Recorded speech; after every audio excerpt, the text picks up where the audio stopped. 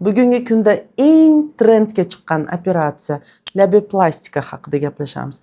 Labioplastika qilish o'zi foydalimi? Kimlarga labioplastika qilish kerak yoki umuman qilmasa ham bo'ladimi? Shu mavzuni bugun yoritib chiqamiz. Men Shahnoza Tajiboyeva, ginekolog, reproduktolog, endoskopik jarrohman. Ko'p yillik tajribaga ega bo'lgan shifokorman. Bugun ayollarimizni trendga chiqqan operatsiyalari haqida, foydali va zararli tomonlari haqida aytib beraman. Bu haqda aniq sizga hech qaysi shifokor aytmagan. Videoni oxirigacha ko'ring, kanalimizga obuna bo'ling, qo'ng'iroqchani bosishni unutmang. Bugungi trenddagi operatsiyalardan biri bu labioplastika, eng mashhur va hamma shuni xohlab qildiradigan operatsiya. Hattoki qiz bolalarimiz ham to'ydan oldin borib labioplastika amaliyotini o'tkazib, keyin turmushga chiqishadi.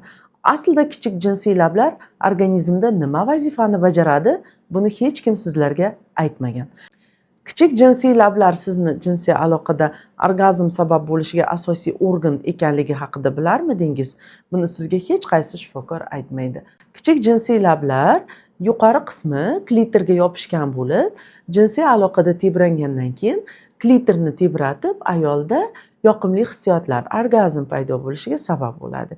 Ko'p holatlarda ayollarda kichik jinsiy lablari uzunroq bo'ladi.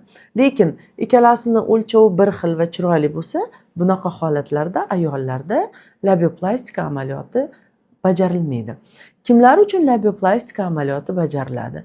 Tug'ma, ba'zi qizlarimizda kichik jinsiy lablari o'ta uzun bo'ladi va ular estetik noqulaylik tug'diradi. O'tirganda, harakatlanganda, ichki kiyimlarga ishqalanib, noqulaylik tug'dirganda albatta shifokor ko'rigida bu masalalar birgalikda muhokama qilinadi va labioplastika aynan kerakmi yo'qmi shifokor tomonidan tavsiya qilinadi.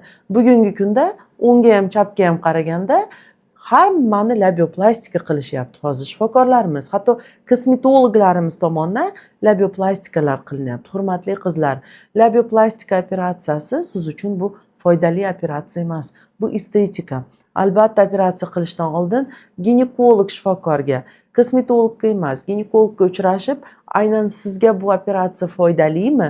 Siz uchun bu kerakmi? Sizni o'zi nima bezovta qilyapti kabi savollarni berib, shifokor tomonidan o'zingiz haqida ma'lumotlarga ega bo'ling va sizga shu operatsiya kerakmi yo'qmi albatta bilib, keyin operatsiyaga boring. Videomiz foydali bo'lgan bo'lsa, kanalimizni kuzatib borishni unutmang. Bizga obuna bo'ling va qo'ng'iroqchani bosib qo'ying.